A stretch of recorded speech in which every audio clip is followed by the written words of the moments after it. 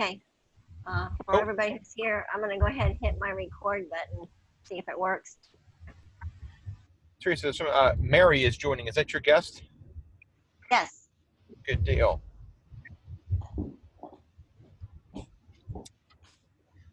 All right. She's on.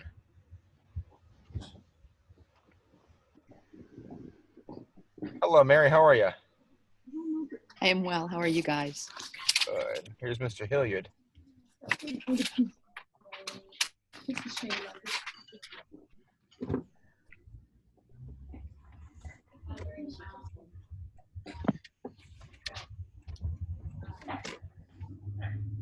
Quincy Hilliard's on also.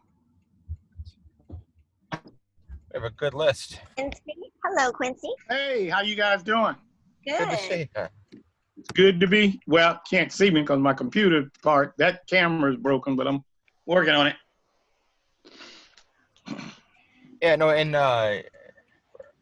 Ryan had mentioned too, if we're when we're showing our pictures instead of our live videos to the attendees, it apparently saves bandwidth and might make it go smoother. And so if you're having a difficult time on your end, just click your stop video button, and you might be able to hear the audio better if your computer's freezing up. Okay, it just freezes up the video. I can hear you guys fine right now. Good deal. Mm-hmm. Yeah, I had to shut mine off too because mine was to stop action anyway. It was like it was messing up with my bandwidth. I wasn't even sure if I could hear you guys properly. Got it. That's what happens when you live out in the woods. All right, well, it's 12:05, so I'm going to go ahead and call it to order here. Danny, could you please lead us in a prayer? Heavenly Father, Son, Holy Spirit, amen. Lord Jesus, we thank you today for bringing us here to continue the work of Rotary. We pray for those around the world who are suffering in the pandemic. We pray for them, for their families, especially those who have lost loved ones. In your name, Jesus Christ, we pray. Amen. Amen. Amen. And David, could you please lead us in a Pledge of Allegiance with a mouthful of gumbo, if at all possible? Have a flag back here. Okay. I pledge allegiance to the flag of the United States of America and to the republic for which it stands, one nation, under God, indivisible, with liberty and justice for all. And Teresa, could you please lead us in the four-way test? Of all the things I think, say, and do, Is it the Truth is it fair to all concerned? will it build Beneficial and better friendships? Will it be beneficial? Oh, marvelous. Okay. Teresa, with your secretary's report, I think it looks like we have pretty good attendance based on the Zoom called-in list. Yeah. The 3, 4. A little hard to see. I mean, I'm trying to make sure I've got everybody here. Larry, Lindsay, Archie, Greg, Brian, and Joy. Yes. Janine, also Lauren Fitz, John Abear, Brian Crissiel, and Brian Meadows. Myself, Lindsay, Ryan Farmer. Okay. And Teresa, we can compare lists after the meeting too, because I might be seeing information that is not coming across to an attendee. But I count 16 members in attendance. Well, I think we're recording, so we'll have everything documented, and that'll That's make right. it very good. I can just transcribe it later. And then for guests, Quincy Hilliard, it's good to see you again, Quincy. I think you joined us recently, didn't you? Yep. Ryan keeps sending me the right thing, and so does Teresa. So I'm gonna be with you for a while. Well, that's fantastic. You are always welcome. Thank you. Teresa, I believe you have a guest to introduce. Yes.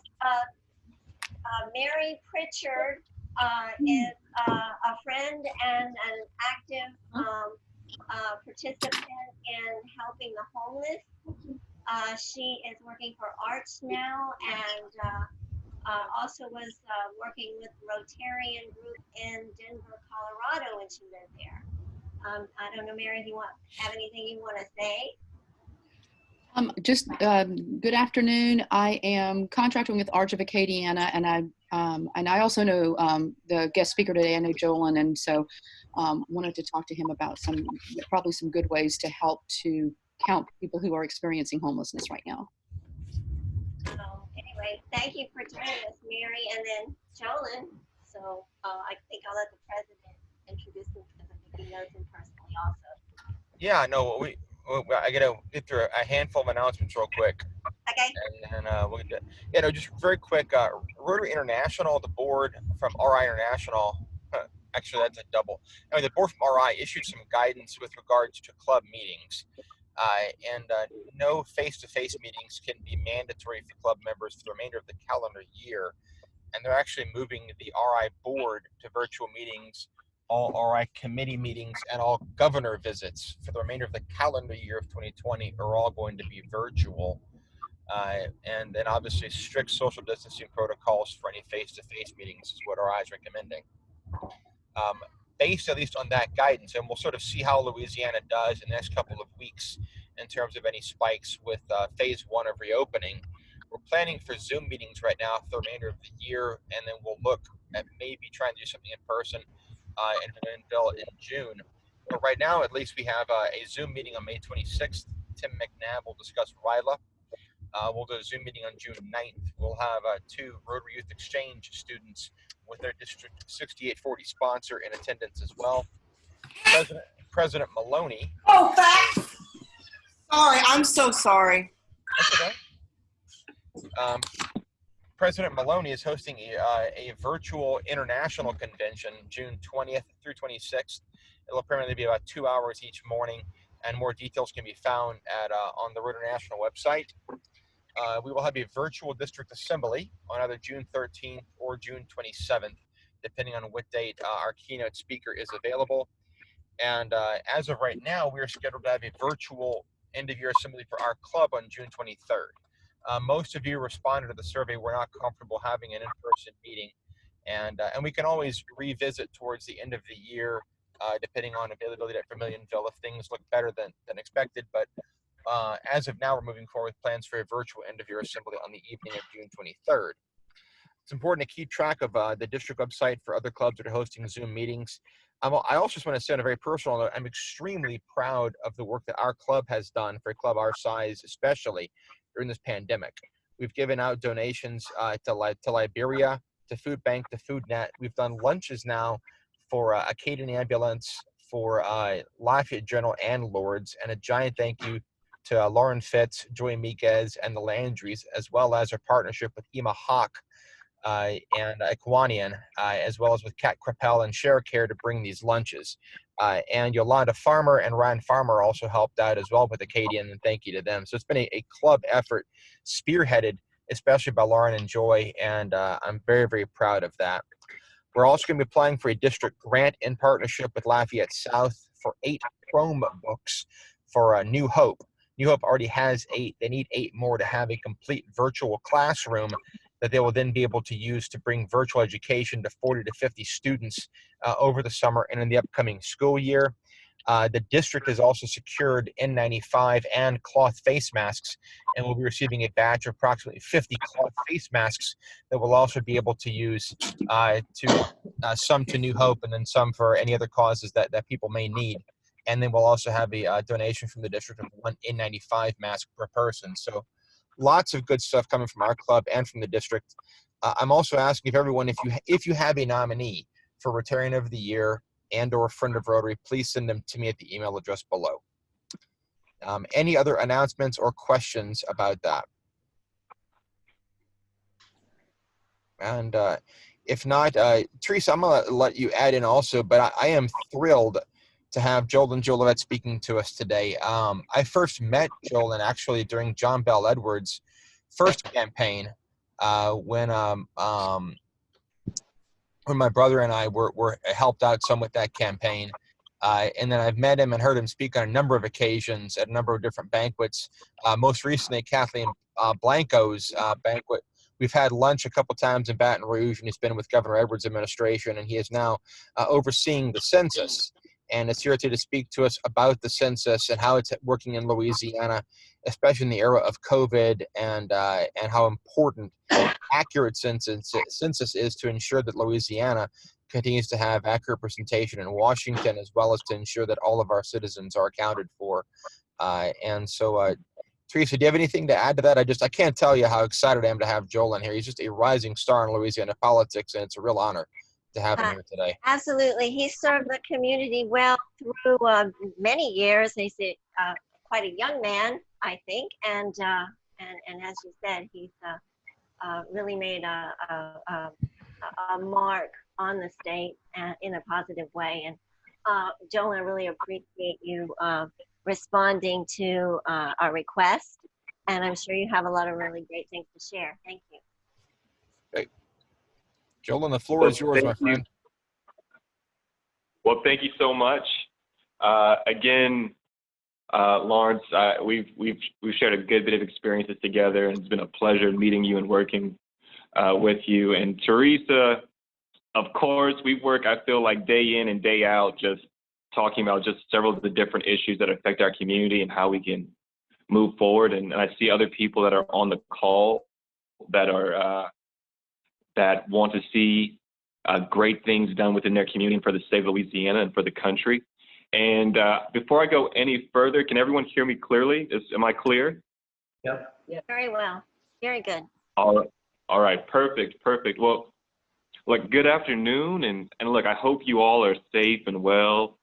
And I see you all are practicing your social distancing. And I hope during this period of time, your friends and your family have been okay. And so we're keeping you, of course, especially from the governor's office, everyone in prayer, but we hope that you also can keep us in prayer as well. So the 2020 census is underway, and the health and safety of the people of Louisiana is the main concern. So most people all across the state should have received their 2020 census invitation letters, and they should be responding to the census now. And so if you received that invitation response, you should have had a code on there that told you to go to my2020census.gov, where you can fill out your responses. And so, especially during this period of COVID, it's a difficult situation that we're all in. Right now we have the opportunity to work together and positively impact all the hardworking people of Louisiana. Because during this period of staying at home and social distancing, it's important that we respond, whether that be online, by phone, or by mail, because we will have census takers that will come out to those individuals that did not respond. So let's say if someone hasn't responded yet to the census, they should still be getting letters from the census encouraging them to respond. But if we're talking about possibly, COVID popping up again during the fall, and again, this is something that census takers have to do, and they are abiding by. We're working very closely with the Census Bureau. We are trying to abide by the CDC's guidelines. So their operations have come to a halt as far as being on the ground, but offices will begin opening up in some areas. Not right now, but they will begin opening up. And so also the self-response date as well has been pushed back. So initially, if you can recall, the self-response date was going to be July 31st during this period of COVID, and they extended it another 2 weeks. And when we were seeing the increasing rates that were going up across the country, it was extended to the end of August. So the last day to self-respond is August 31st. And so just getting that part out of the way, the reason why the census is so important is because your response shapes Louisiana's futures.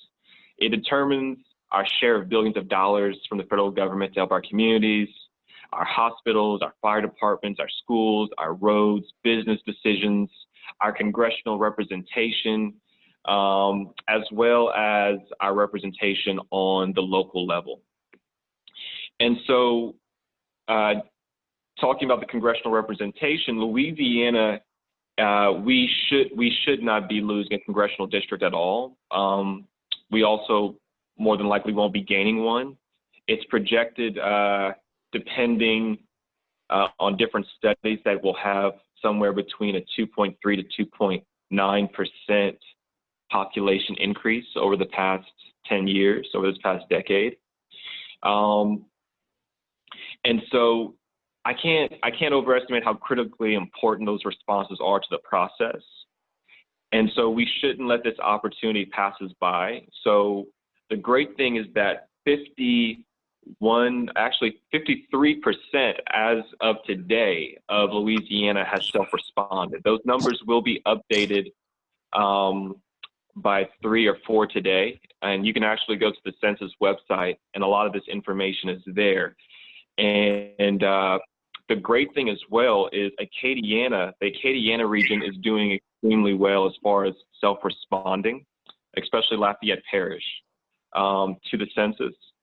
And so we have a very high participation rate for our area in regards to the state. So again, there's a lot of communities that are often undercounted. So that can be your homeless communities, that could be your LGBT communities, that can be your youth, your children, often low income or people of color. And so we're working together with the partnership specialist. So there's a lead partnership specialist, and pretty much what the partnership specialists do is their job to really take the initiative and lead the count in their area that they're over from the Census Bureau. And so we're working very closely with them. And so in regards to the homeless populations, so we're working, of course, with Louisiana Housing Corporation. We had a great meeting a little over a month ago, but a lot of that's been hindered due to COVID. But trying to work with them in regards to homeless individuals, maybe areas that homeless people are in, because again, the census is very confidential, and the information you provide is confidential. There's certain lists that we can't receive, let's say, from Louisiana Housing Corporation in regards to their homeless populations, because that's something that we cannot know. So I do know it was mentioned before the call, how can we best how can we best reach out to our homeless populations? And so, of course, any advice I'd love to hear. And so before I go any further with that, any advice I'd love to hear. So if you have an idea in regards to what you'd like to see done in your community, you know your community the best, whether that be reaching out to certain people or having certain information displayed, whether it be on Facebook, by mail, at a meeting. You know your community the best, so you want to make sure you're putting out that information the best way that those individuals are going to respond to receive it. So again, like for those homeless populations, it's been taking a slight hit because of COVID. And because we have this extended amount of time, some of the plans that were already underway in regards to reaching out to people have just kindly been put on hold. But a lot of those things will be revamping up, especially as we enter into different phases. But right now, what I strongly encourage people to do is to share the 2020 census message as much as possible, whether that be on any social media platform, whether that be on email, whether that's inviting someone to talk about it on a Zoom teleconference or whatever it may be. There's no such thing as redundancy when it comes to census. And it's as important to get the information out as much as you possibly can. So again, when I say that, getting that information out as much as you possibly can, there may be a level of perception that some people, you may not get that information that you're saying about the census, and they may not receive it because you may not be the right messenger. So what we have to do is make sure that if we're not the right messenger, we can get someone to be the right messenger within certain communities. For example, there was a discussion of an 11th question that was going to be put on the census. Yeah. And so I'm sure a lot of you have already filled out your census and have responded, and you've seen that there isn't any citizenship question on there. And so what we know is that every person in Louisiana counts. If you live in Louisiana, you count. Okay, very important that that is stressed. And that people understand that if you're living here, and usually the census says if you don't know where you live, and if you're here April 1st, mark that you're here. And that's very important that people understand that. In certain communities, you know, that the discussion of an 11th question may have scared a lot of groups or some groups. And so it's very important that people understand that the census, especially because of U.S. Title Code 13, like your information is going to be kept confidential. That information won't be shared, of course, for another 72 years plus a day, and it's only going to be used for historical research. But making sure that people hear it over and over again. And if you're not the right messenger within that community, finding someone to express that message. Because again, it's all about endorsements. And I'm pretty sure you may not have been, you know, you may have invited me on this call today, but it may have been a little bit easier because Teresa, you know, reached out and asked, which she was the best messenger. And so same thing for the census. We just have to make sure if we want as many people to respond, they have to hear that message over and over and over again, and also just from different angles and from different sources. The most important thing is that we're being as factually correct. We're not giving any false information in regards to the census, because that can create a lot of noise, and we don't want people to feel as if their information isn't going to be secure or anything they provide is somehow going to hurt them. And, you know, with that being said, this is the first time that the census is online. So again, someone can complete the census over the phone, by mail, and of course online, which again makes that a lot easier during this period of time that we're in, especially during COVID. So what you can do, of course, while doing it online, is just be aware that it's not an HTTP site, it's an HTTPS. So your information is encrypted from one end to the other as well when you're sending your responses online. And then and then a quick question: were there any comments or questions I need to look for in regards to the participants that was currently going on? We don't have a list, but we will ask you questions when it's time, when you say so. Okay, perfect. And so the most important thing is that everyone is being counted. So of course, there's certain group settings. So let's say nursing homes, let's say prisons, let's say dormitories. So these groups or quarterly homes, they will be counted differently. That was put on hold for a short period of time, but that is starting, and it's actually ongoing right now. So people can also respond. There's an e-response for those group quarter homes until census takers are able to come in and help facilitate with those operations. And then also in regards to tribes, that process that's ongoing as well. And so a lot of that works. It's being done. It's being done. So a lot of that works a little bit differently in regards to our state and federal tribes, but they're pretty much all on the same page. And then this is the biggest thing, is making sure communication is key in regards to our households. So let's say about 1 million kids were left undercount in the last census. And so the most important thing is that, especially in households, maybe single parent households, or maybe households where grandparents are raising their grandchildren, is that there's enough communication going on that we're making sure that children are being counted. Oftentimes what happens is, you can have two parents, maybe that child is staying at the mother's for a little bit, maybe it's staying at the father's or the grandparents, but if no one's communicating, that child may often go undercount.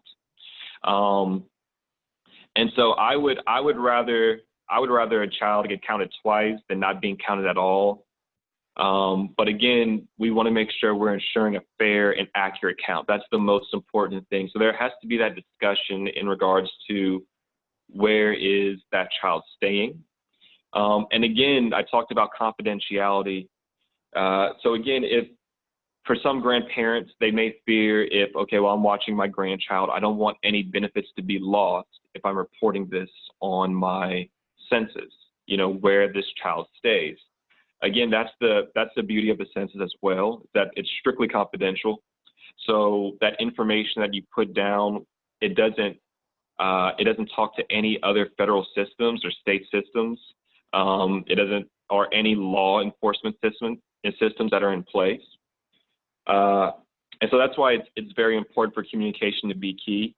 Also, if you live in Louisiana 6 months plus, you should be marking Louisiana as your home. And the domicile that you live in, the majority of your time here in Louisiana, if you have 2 homes here, that's where you should be marking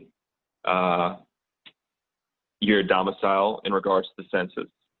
And then again, if you know anyone that lives in a summer home, and let's say they're living out in Florida right now for the time being, for these next few months, and they've received their census, they should be responding that they live here in Louisiana.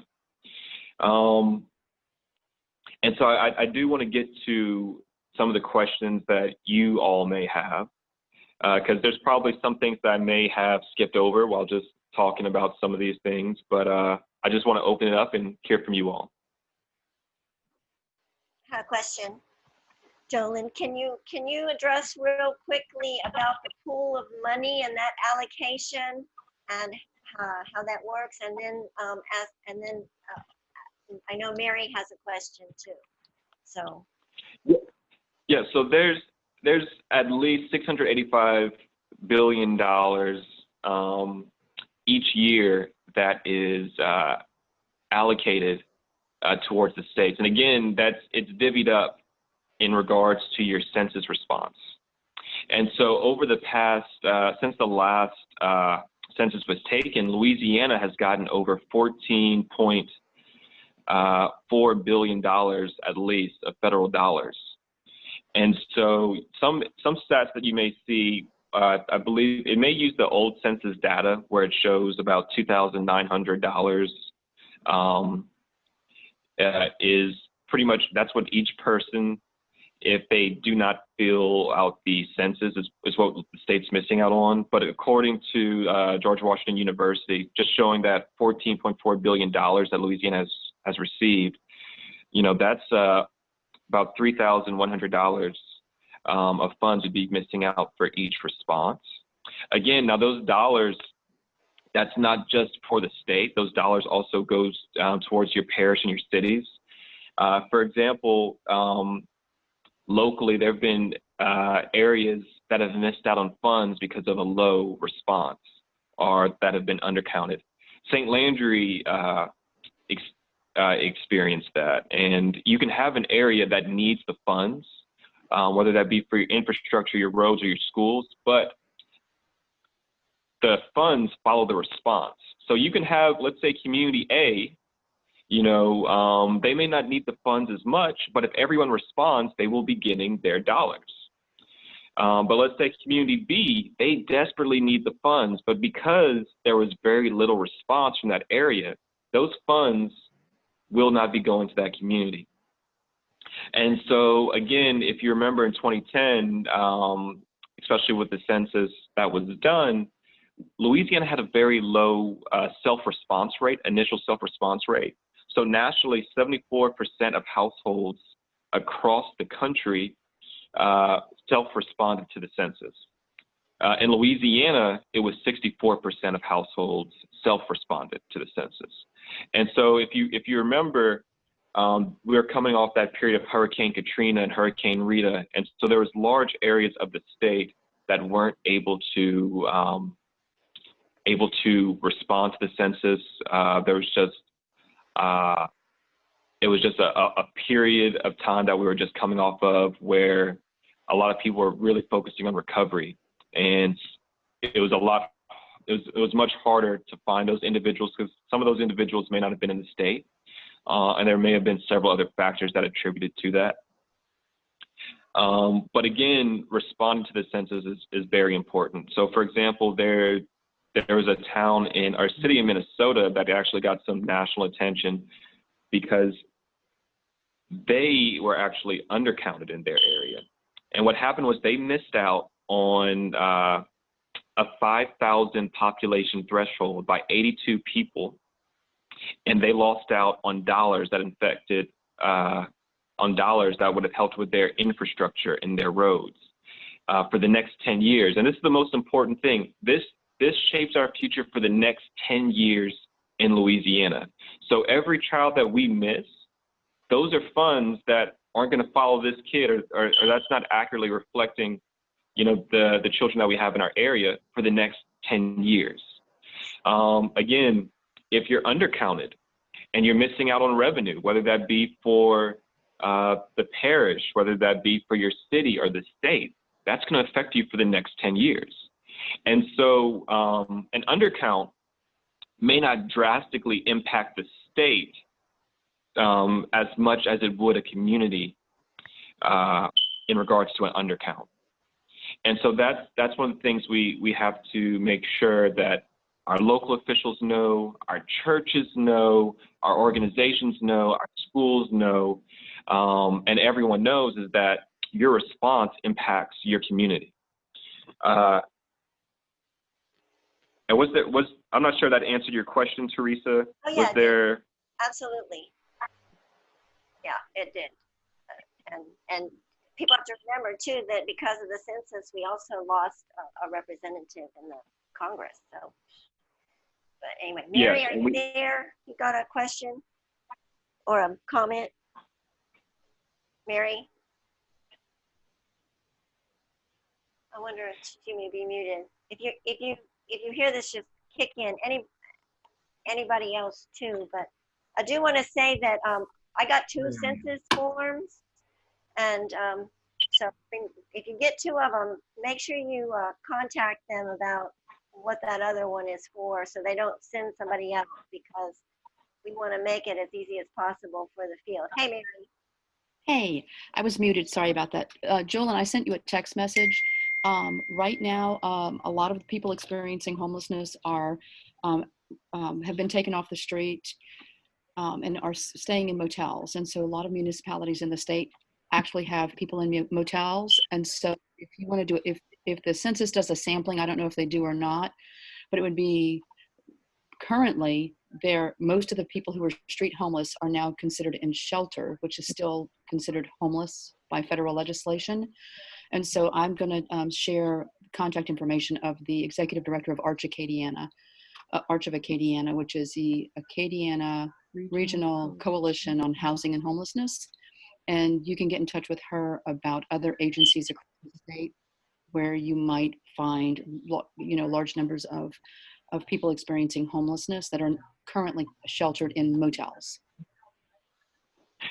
Yeah, so thank you. And so it was just being very wary, because even I know, like in the governor's office, when we were asking for information in regards to where certain homeless populations were or lived, even if it wasn't at a shelter, but let's say it's some part of the city that people may not know about. A lot of that information, of course, was kept confidential. But that's where I think talking with her, and of course linking in the Census Bureau, is that any information that they have, even if we may not be able to have those lists, is giving them the information that they can disseminate out to those communities. And so, no, that would be great. Also, for for individuals that are experiencing homelessness, they can use their local library to as a domicile as well. But are the libraries open? Oh no, it doesn't matter. Now the library doesn't have to be open. That's saying they can use. Let's say, for example, they're filling out the census right now. They could use the library as a domicile. To say that, but they're still saying that they're homeless. It's just saying that's where they can list as a spot to live. Well, what about that code? I mean, if you're doing something online, they ask for this code. And I've had some problems with the online system and had to call in. But sometimes it hangs up and people can't get through. And I can tell you, some people are not as hard-headed as others. They're going to give up if they try to go online and they can't get through. So they need a phone number too. That's what I want to say. Yeah. So again, let me preface this. So, you know, I'm the governor's liaison within the governor's office for the census. So we're working with our partners with the Census Bureau and our partnership specialists. So we do get, you know, updates, you know, in regards to what their office is doing. So as far as some of those things, I'll express that concern. And so I had a question actually the other day, and I want to see, you know, if I went through if I used the number, would I be able to get a certain response, or would I be able to get some information? And the number I called, you know, I dialed all put all the inputs I needed to get the certain information I needed, but by the time a person was supposed to come up, the call hung up. And so, you know, I'm not sure if they're still figuring out technical difficulties on their end, but that's something I can express to the Census Bureau. Can we get a list of the coordinators for different areas that we can share among the club so that if we have things that come up, we can contact our closest coordinator to address an issue? Yeah, so what I'll do, and I'll put you in touch with the lead partnership specialist. Okay. And actually, I'll actually give you her cell right now, but she'll be able to put you in touch with the partnership specialist for your area. Okay. And let me pull that up. All right. So her number is 678-612-1069, and her name is Jarwanda Harris, and that's Jarwanda, and then Harris, Harris. And so she's the lead partnership specialist for our area. And so before anyone else asks another question, there's some work that we've been doing, and I'll just tell you some of the work that's been ongoing. Before COVID, we were able to have a complete count committee set up for the state. We had business leaders, elected officials, faith leaders, community leaders, all who are part of this complete count committee. And we've had discussions with LDOE, with the Department of Education, of course, with the departments under the governor's office to push the census as hard as possible within their offices, the networks and the contacts that they have. So right now during this period, a lot of that has been in a state of flux, just because of this situation that we're all in. But a lot of the discussions have been moving online. And then I'm not sure if anyone else had any other questions. I do have one concerning the post office. I experienced, and I'm sure that other people have experienced with the way that people have been changing their lifestyles lately. you know, a lot more people are on the go or mobile, living and, you know, doing small living and such. And I found a problem with a change of address. The post office wouldn't allow me to change my address to where I was living because it was recognized as a business, because I live in a RV park and it's owned as a business.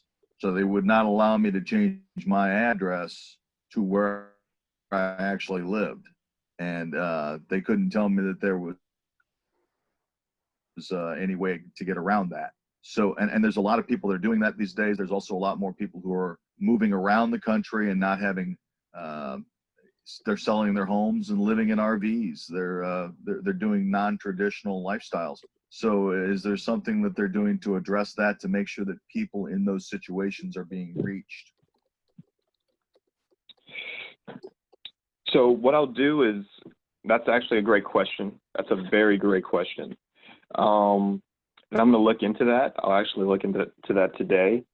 And what I'll do is, when I hear back, I'll just send I'll email either Teresa or Simon, just with that follow-up. And so, no, that's a good question. I'm not sure about that answer. But I do know, if, let's say, for example, you had a response that you submitted and it wasn't accurate, you can update that information. Now, the updated information, it's not as if I forgot to put, you know, baby Tim or cousin Sally, you know, on the census, and I'm just going to add them on. This is actually, when you update it, you're actually voiding the initial response. So you would need to put your whole full response again. It would have to be resubmitted. But I'll follow up with you, Brian, for that question. Thank you. Appreciate that. What about the pockets of different languages that we have? Like we've got churches that have people that are like all from a certain country, whether it's Spanish or Asian or Middle Eastern. Have we gone to the extent of getting field workers who can get in and visit with those folks who have the language barrier? So to that extent, I can't really speak to that, because again, in regards to the hiring process, that's something you know, that I may not be privy to. But again, that's something that the census does look at. So they are looking at the people that are applying to be census takers, to go out in different communities. But again, some of that's been put on hold, even some of the hiring and some of the trainings and just some of those things of that sort.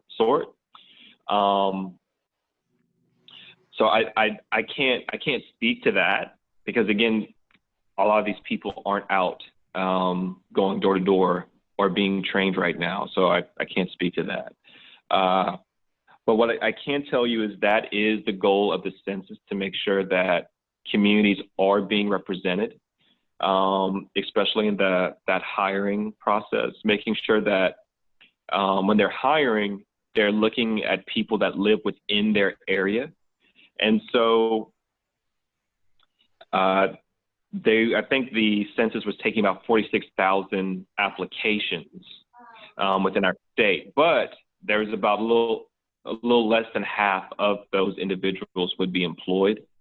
So again, they're looking at people that work in each area. Now, that's the great thing in the Acadiana area. If someone was a census taker, they're making about $18 an hour.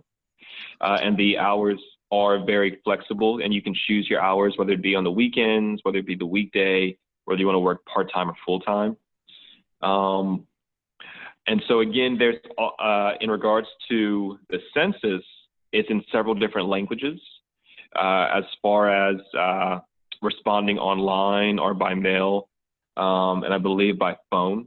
I believe there's more options as well online to select in regards to languages. And then some, I think you may have to request or reach out to the census in that regard. But that is the biggest push, is that communities also express the need for people to reach out and talk about the census. So I know you're talking about the Hispanic, Latinx communities in your question. And so I talked about the citizenship question earlier. Now that question that's a question that impacted that community. So it's very important in those communities that people talk about the census. They talk about the importance of the census, why people need to respond to it. And again, that gives an accurate count of the people that live within the state. And then not only that, but the confidentiality of the census as well. So it's very important that that's expressed, especially to all of our communities all across the state, so we can get a complete, accurate, and fair count in Louisiana. So what if somebody's new to the area? They weren't here on April 1st, but they're planning on spending the rest of the year here, and they may have come from out of country. Would they fill out the census and say that, they're living here, or are they excluded? No, they would fill out the census. Any person who lives in Louisiana, and let's say they haven't.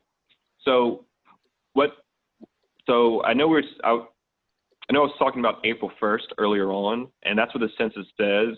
Mm-hmm. If you, wherever you are, April 1st, if you don't know where you're going to live, just mark where you were on this day. And this is post-COVID that we're in, and this is also saying if someone's filling out the census on April 1st. So April 1st is Census Day. That's what we recognize as Census Day. That's the day that's the big push for everyone to fill out their census. But what if they came here April the 3rd? And so that's what I'm getting to. So so let's say they came April the 3rd, or let's say they came a few weeks later. For people that didn't fill out the census,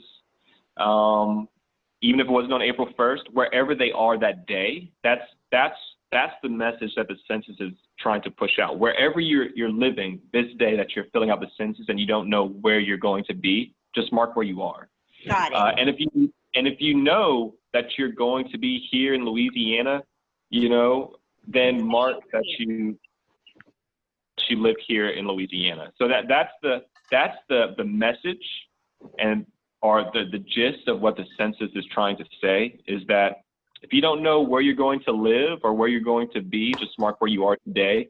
Okay. If you just moved here and you're going to be here for the next, the next few years, that for sure, mark where you are. That's where you'd want to mark. Yeah, because that throws people sometimes. It's like, oh, I wasn't here on April the 1st, and I'm here now, and okay. So that's good for everybody to know. Cool. All right. Well, we're coming up on 1 o'clock. We're coming up. Son of a gun. Sorry, I was trying to mute everything, and then my kitchen doorbell rings. That's my Ring doorbell announcement. Probably FedEx dropping something off. Anyway, we're coming up on 1 o'clock, and so just to be respectful to everyone's time, Jolan, thank you very much for being here. And if anyone has any follow-up questions, Dave, what you got? We got time for one more. Well, it's not a follow-up question. Thank you, Joel. That was very informative. But I just had some announcements, and we got time for some announcements. Okay. Yeah. Now Jolan, if we have any additional questions, we'll get them to Teresa and funnel them to her through you. And thank you very, very much for being here. And seriously, great work. We appreciate it. And I'll turn it over to David now for an announcement, and then we'll adjourn.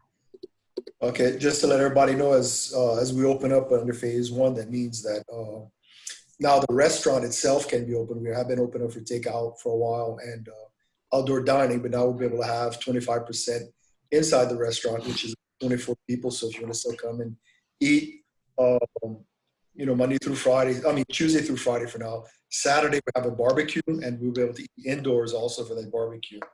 And as we go forward, also beginning next Tuesday, we're going to start opening up the village itself. I think for now, the houses are going to be closed. People can still walk in. You know, we're on the village itself is on 10 acres. So if you do social distancing, you know, 6 feet around perimeter, we have room for 12,500 people. I would love it if we had 12,500 people show up. No, I really wouldn't. That would be amazing. But we can certainly come and visit the village. We're probably gonna have a reduced admission also at first. And as we go forward, we're gonna start opening the houses, bringing back some of the artists, and we'll see about, you know, concerts. You know, we'd love to be able to at least have a sit-down concert, have a band play, and have everybody sit down. I know it's hard for people to sit down and listen to music in Louisiana, but get up and dance, whatever. But yeah, we're starting to open up little by little. We're going to continue social distancing. We're all going to be wearing masks, sanitation stations, the whole 9 yards. So just to let you know that Vermilionville is coming back slowly as we open up too.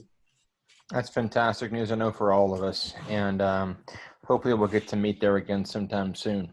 Okay. I have one thing I'd like to mention. Yes. With regard to all of our personal experience, if you have an opportunity to take part or observe or audit an event through social media, and you see some really cool things, the way that a group did whatever it is that they did, you know, we're going to be ending up having induction of officers possibly online. Share these things with us, because we're trying to, you know, make plans for our what do you call it, mock banquet on June the 23rd. So, you know, any ideas and cool things you've experienced, share with us, please. Sounds good. All right. Well, on that note, I will thank everyone for being in attendance today, and thanks again to Jolan. Yeah, thanks, Jolan. And when I'm going to ponder on a couple of ideas for maybe trying to do a social gathering in the evening next week, but otherwise we will see everybody on May 26th for Rotary Youth Exchange for RYLA. And everyone have a great day. Thank y'all. Bye-bye.